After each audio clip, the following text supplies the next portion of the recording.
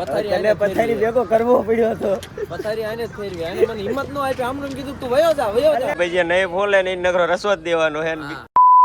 ઓ ભાઈ 5 વાગે આપણે હાલતા થઈ ગયા હી અને હાંજ પડે ને સવાર થઈને તો 2 જણા નવા આવી ગયા હોય.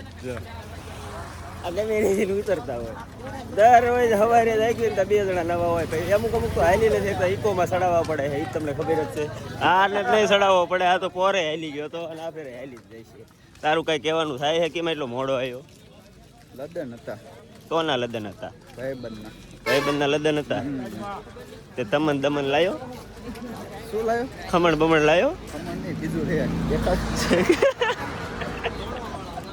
એલા ઉભા કેમ રાખ્યા હે? આયા મસર વેચાય લેવા. મસર લેવાના હે?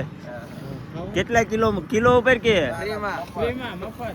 ઈ તો જોયા હે મેં ધરાવના ખાતા. કેટલું ખુશ છે. જૈનમ નું પીવે.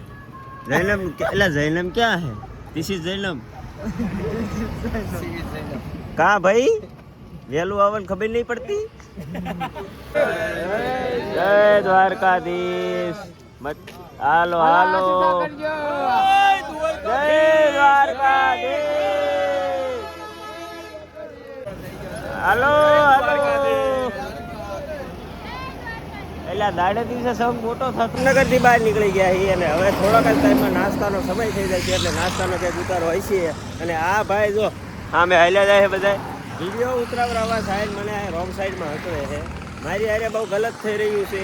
તો જો તમને એવું લાગતું હોય તો એના વ્લોગમાં જઈને જરીક કોમેન્ટ મારતા આવજો કે ભાઈ તે આ મારી હારે ગલત કેમ કર્યું. તારુંના હાથ કરે છે. હાલો હાલો હાલો ભૂખ જ લાગી છે. નાસ્તો કરી લેવાનો થાય તાકાતવાળા.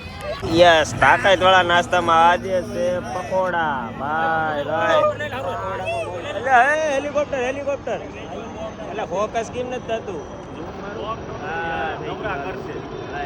હેલિકોપ્ટર તો જ્યાં રાખશે આપણે નાસ્તો મસ્ત મજાના પકોડા ખાઈને આવો પાછા ને હાલતા થઈ ગયા. આજ આપણે બોડીથી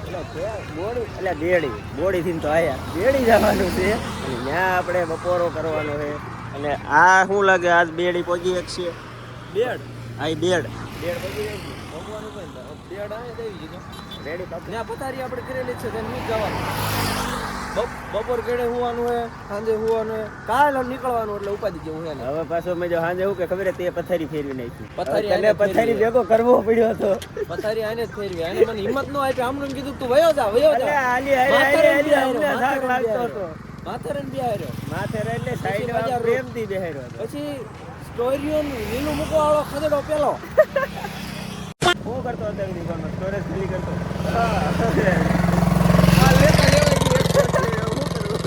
મારે 128 છે. આ બ્લોગ એડિટ કરી દીધો. આગલી રીલ બધી ડિલીટ જ મારવી પડે છે ત્યારે ભેગું થાય.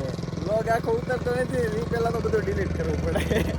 ભાઈ લેતા લેવાય ગયો 128 કોઈ લેતા નહીં. 128 નું નામ નહીં લેવાનું. બસ 1 TB ડાયરેક્ટ 1 TB का 512 GB. તરબૂચ ખાઈ રહ્યા હતા. અહીંયા આપણે આગળ સોડાની સેવા મળી ગઈ છે અને આ ભાઈ આપણે ઓળખી ગયા એટલે પરાણે સોડા પાવા ઊભા રાખ્યા છે. એટલે તો હવે આમનું માને રાખી લેવી થોડીક સોડા પીતા જાય. ફેવરેટ સોડા મળી ગઈ થમ્સઅપ.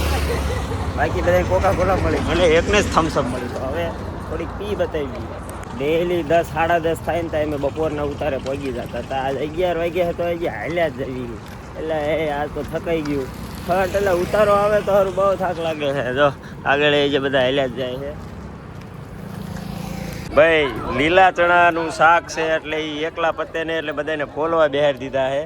આપણે બોલી છીએ એટલે દાદાનું કેવું એવું છે કે ભાઈ જે નહીં ફોલે ને એ નગરો રસવો જ દેવાનો છે. અને બીજું શું કામ થાય છે દાદા? બીજું એક કામ થાય છે કે કાકા વેલા ઉઠાડવા નહીં પડે. અને અમે જગ્યાએ પણ એવી રાખી છે બરોબર ડેમના તટ પર જવામાં અગવડતા નહીં પડે. એટલે હવારમાં લગાડવા નહીં પડે એ રીતે ભાગવા જવામાં સગવડતા રહે છે. વાંધો નહીં આવે.